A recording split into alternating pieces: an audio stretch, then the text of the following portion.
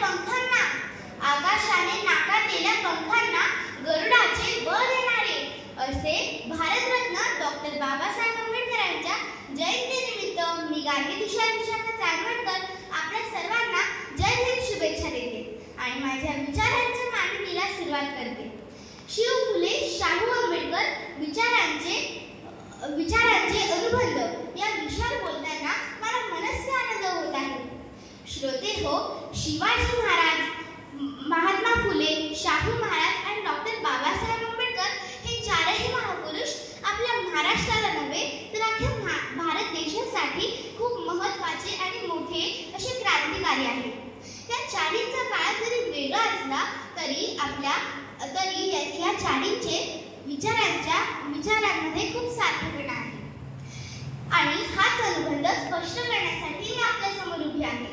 या चारींबद्दल बोलण्यासारखे तर खूप आहे, पण माझ्या आजच्या विचारांचे सूत्र डॉक्टर बाबासाहेब आंबेडकर आहेत हे मी आधी स्पष्ट करते. शिवाजी राजांच्या संदर्भात डॉक्टर बाबासाहेब आंबेडकरांना अतिशय आदर होता आणि म्हणून मुंबईला शिवजयंतीच्या कार्यक्रमात डॉक्टर बाबासाहेब आंबेडकर म्हणाले होते की शिवाजी राजांचे एवढे चांगले राज्य का संपले, कारण राजांचा समतेचा विचार उच्चवर्णीय लोकांना नको होता. शिवाजी राजांबद्दल महात्मा फुलेंना देखील अतिशय आदर होता, म्हणून त्यांनी शिवाजी राजांचा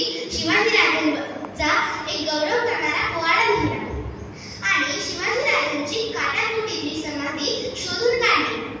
शिवाजी राजांना अतिशय चांगले व ते सन्मानित झाले. शाहूंना देखील शिवाजी राजांबद्दल अतिशय आदर होता. सर्व धर्म समभाव हा विचार चारही महापुरुषांनी आपल्याला दिला. या आपल्या स्वराज्याच्या स्थापनेच्या वेळेस अनेक लोकांनी शिवाजी महाराजांना अडवले, शिवाजी महाराजांचा उद्धार केला, तरीही शिवाजी महाराज डगमगले नाही.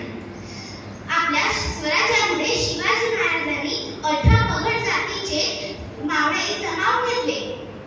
शिवाजी महाराजांनी त्यांच्या प्रत्येक मावळ्याला मदत केली, त्यांच्या कुटुंबाला सहकार्य केले आणि शिवाजी महाराजांनी शेतकऱ्यांच्या अडचणी, पिकांची नासोडी हे सर्व अनेक गोष्टी त्यांनी आज्ञापत्रात मांडल्या. शाहूंनी देखील सर्व हे त्यांच्या कोल्हापूरमध्ये चांगले व व्यवस्थित केले. मुद्दा असा आहे की डॉक्टर बाबासाहेब आंबेडकर आणि महात्मा ज्योतिबा फुले